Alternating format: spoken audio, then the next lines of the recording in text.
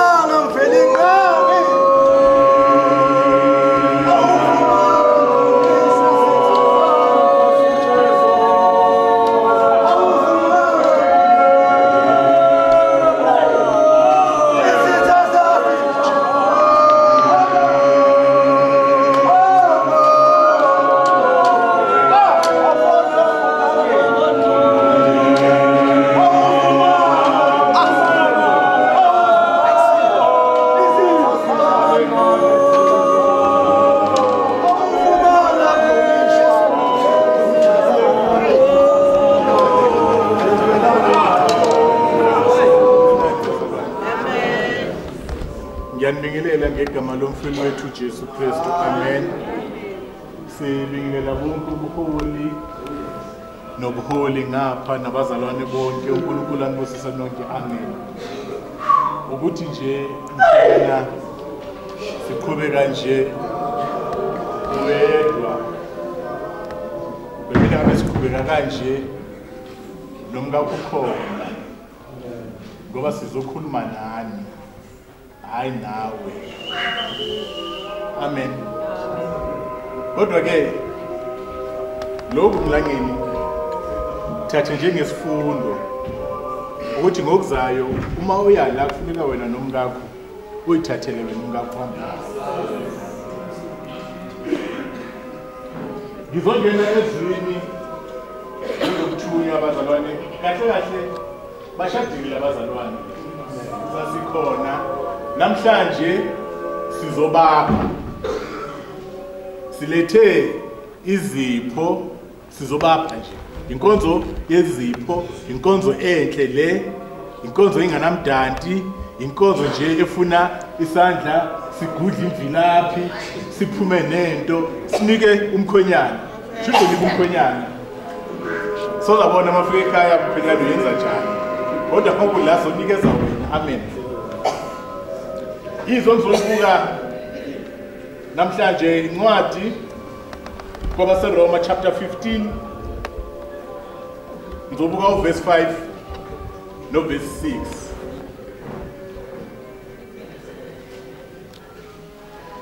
Romans chapter 15 5 and 6. When akusaphela sofikile yabanga begcineni abaseRoma. Beka ke mfowethu sukuma 5 and 6. Okay, likhona lisula ngisazi ngakhona bara heading ithi abanamandla mabasize ababuthakathaka. Right. Verse 5. Kepha uNkulunkulu wokubekezela nowenduduzo makaniphe nibe nokuqonda kunye phakathi kwenu ngokuka Kristu Jesu ukuze nganhliziyonye lidumise ngamlomo munye uNkulunkulu uyise wenkosi yethu Jesu Kristu. Amen. Amen. Kepha uNkulunkulu wokubekezela makakuphe nibe nokuqonda kunye. uNkulunkulu wokubekezela kuzoqala la mfuka mlangeni ukubekezela njengoba uhlezi namanje ubekezela ndoda. Haleluya. Kuzoqala la. Lelizwi kahle kahle libhekiswe kuwena nomngakho ukuthi uNkulunkulu aniphe ukubekezela nokuqonda kunye. Uma ulibuka ngesuthu lithi libe na same point of view okusho ukuthi umqondo wakho nomqondo womngakho akumelanga lihlukane ngoba manje nisemshadweni nihlangane ningabantu ababili kodwa nahlangana nabamunye. Leli lizwi lithi ngathi uNkulunkulu anganipha lokubekezela nangokuqonda ukuthi nibe emqondo munye ngokuka Kristu Jesu. Amen. Le ndaba ebuyiselwa ekutheni ngokuka Kristu uJesu. Ngoba kahle kahle umshado lo umshado oyavela kuphi ezulwini. Ithi ukuze nganhliziyonye lidumise ngomlomo munye uNkulunkulu uyise wenkosi yethu Jesu Kristu. Ukusho ukuthi wena manje nomngakho nizohamba kanye kanye nizokhuluma ngokufana nizosho zonke izinto ngokufana nimunye manje ukuze kudunyiswe uJesu Kristu. Siyabongela ke ndoda amadoda ngoba lelizwi ngeke ulizwe uma ngabe mhlawumbe umngakho bengakholwa kodwa ngoba siyamazi ukuthi umngakho uyakholwa nizohamba kahle nilizwe lelizwi. Futhi ngiyakubongela ngoba kukhona indaba eyakhulunywa ngoAbraham engakahamba. Ubiza his chief servant uthi indodana yami le u-Isaka mhla igano ngifuna ubuyele emuva ehlotsheni zami uyothathela khona umakoti kusho Abrahama wayekhuluma ngathi uyaprofita ngoba wayephila kodwa wayazi ukuthi mhlawumbe indodana yakhe izoganwa engasekho mlangeni. iBhayibheli lisifundisa ke ukuthi mayeganwa uIsaac wayena 40 years futhi uyise wayengasekho. Uthi uAbrahama uye ehlotsheni zami nasebantwini bakithi uyothathela khona indodana yami umakoti ngoba labantu balelizwe engihlezi kulona abakholwa.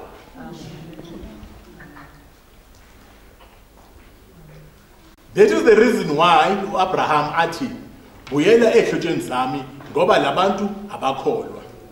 Uma ubuka encwadi kaDeuteronomy uNkulunkulu mayinikeza abantwana bakaIsrayeli umthetho sebeyongena eKhanana, omunye womthetho uze uthi ningashadela kahle mayiqala ithi uma nifika kulelizwe engithumela kulo nishaye kwasani ningayenzi peace nikothule konke nizothola endleleni yenu. Liyaqhubeka lithi nize ningashadelani nabezizwe nalabo bantu eniyobathola khona. uAbrahama uthi ungayithatheli indodana yami kulabantu buyela le ezweni lakithi. uNkulunkulu uthi ningashadelani nalaba bantu ngoba laba bantu uma ningashadelana nabo bayoniguqula banisuse kimi banikhonzise abanye onkulunkulu. Manje wena wenze kahle walandwa umuntu okholwa yilo nkulunkulu wena omkholwayo. Okusho ukuthi wena ubuyele kuphi? Ezweni lakini walanda umuntu okholwayo. Yizo lakithi yizo labantu abakholwayo. Haleluya. Siyabongela ke ndoda namhlanje lilizwi lithi nihambe kahle.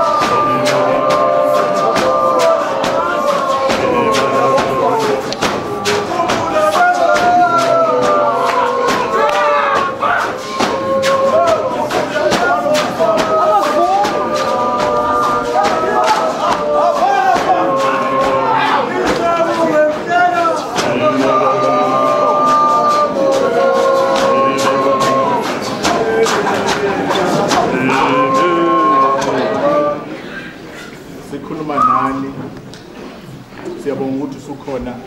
Lelizwi leli esilifundile yesithi lithi, may the God of endurance and encouragement grant you to live in such harmony with one another.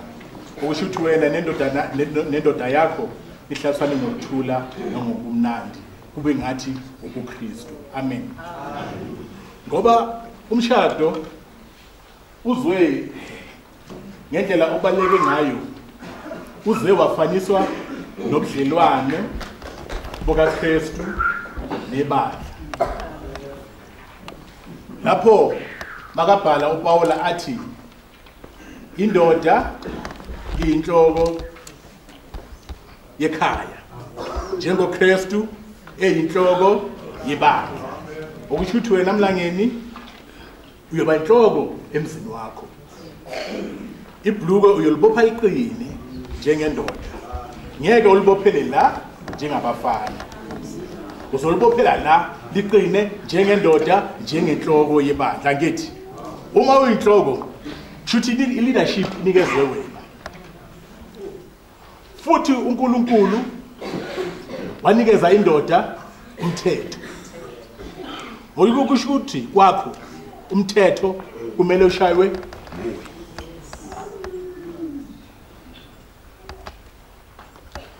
uNkulunkulu ngaphandle kokuthi akulethele lo makoti wakho ukunikeza umthetho.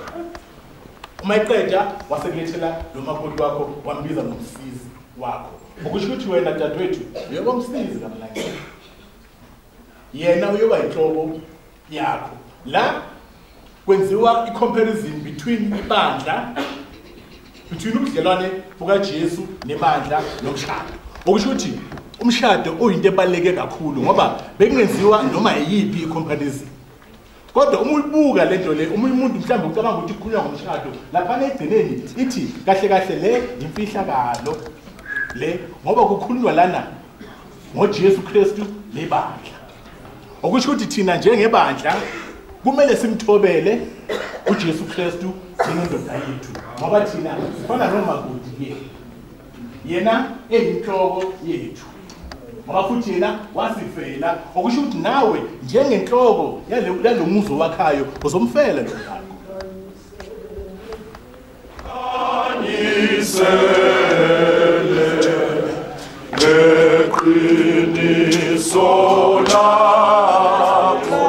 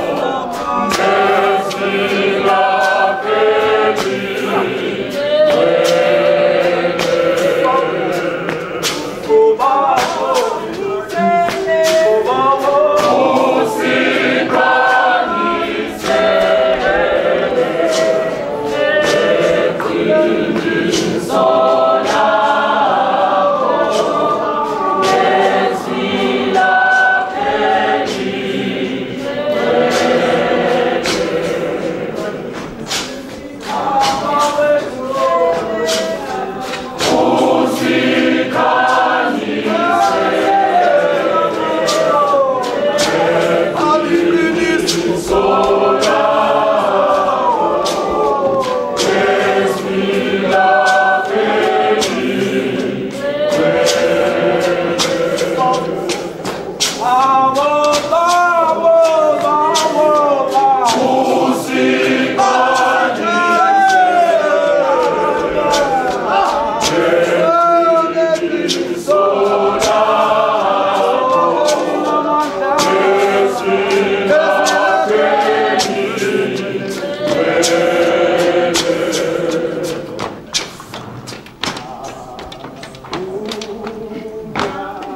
mlangeni yethu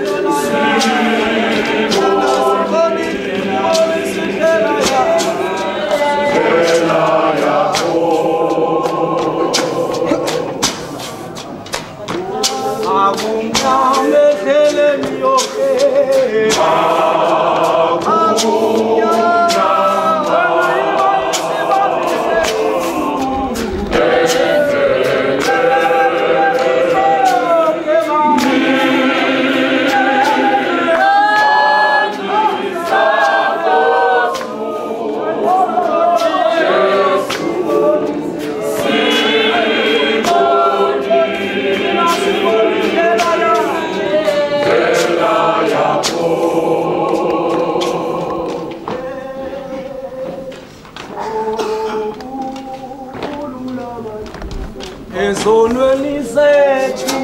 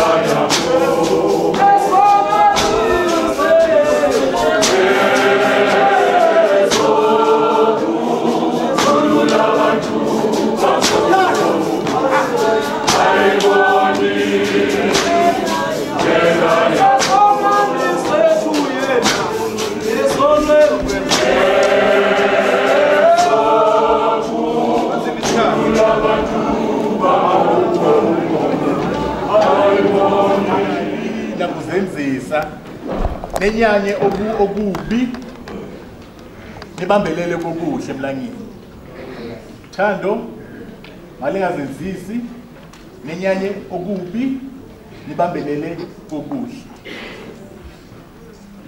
uma unalo partner wakho umyeni wakho awuzi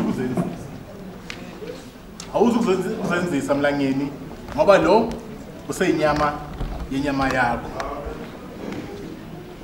ngoba wena kuthema kuvuleka amehlo kuwe ngoba ngiyacabanga ubukhula zenzeka izinto kodwa kwathi makuvuleka amehlo kuwe lo wathi lo ithambo lamathambane. Akunjalo baba?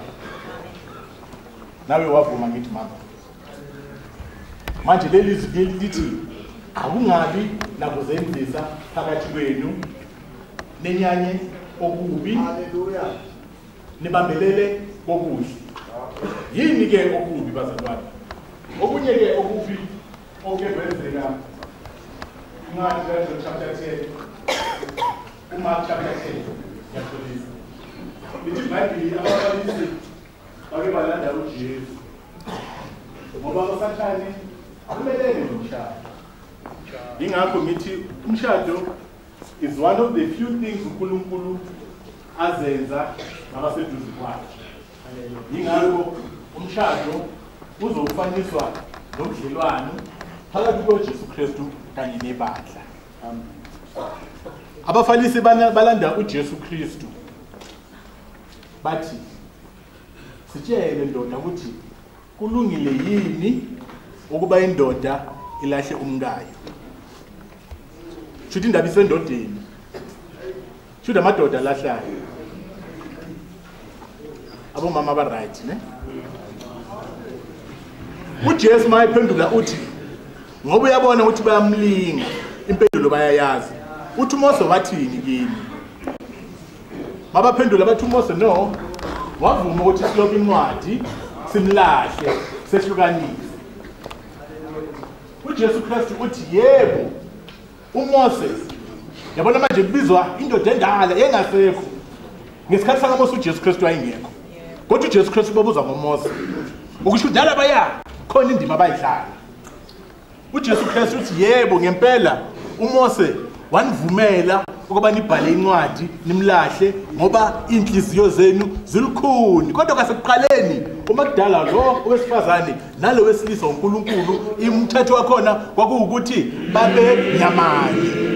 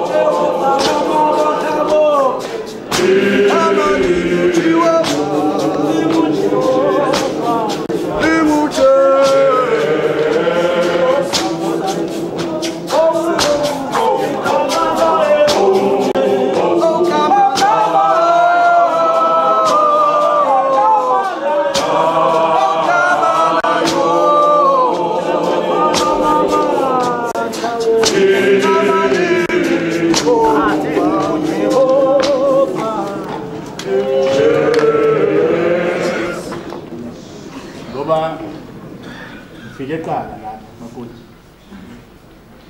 Ngifike eqala. Angithi mfeke. Nangalela langa ngafika eqala futhi.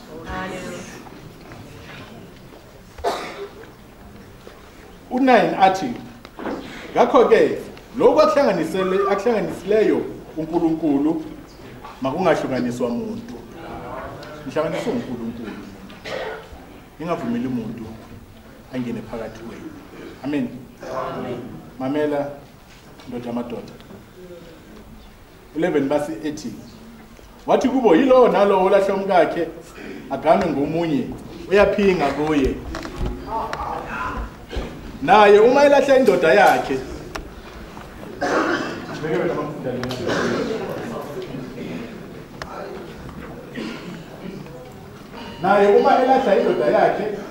agane enye uyaphinga. Ningaphingi ngolahlana ngoba lelizwi lithe nenyanye okubi nibambelele kokuhle. Zikhona izinto ezizovela kodwa nina ninyamanye kumele nibambane. Le indoda yakho, lo umakoti wakho uNkulunkulu akubusise ngayo. Lithe iBhayibheli othola umakoti okanye unkosikazi uthole umusa ovela kuNkulunkulu. Sengiyaphetha. Nize nambe kahle endleleni nibambane ngoba nisasebancane. Kodwa nincengisane endleleni siyahambeka. Ngoba kunezwi kwincwadi yabaHebheru chapter 13 elithi a marriage must be honored by all. uNkulunkulu uyazahlulela iphini. Lithi umshado, lo mshado walabazalwane mohlonishwe yibo bonke nani. Okusho ukuthi ngeke usakhuluma nomkamlangeni ngendlela bokade ukhuluma ngayo. Futhi ngeke usakhuluma nomlangeni ngendlela bokade ukhuluma ngayo umlangeni aseseyinsizwa asabekela amabhuku la. Lithe namhlanje bakalikhuphula libeke la alibophela iqine ngoba uma libuyisela la umama lo uzobopha isiketi isiqine bese bathi umdonsa ngekhanda.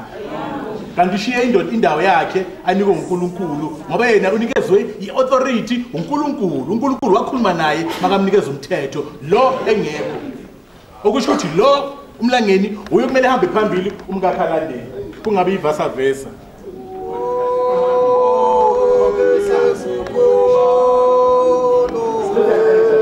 Kuko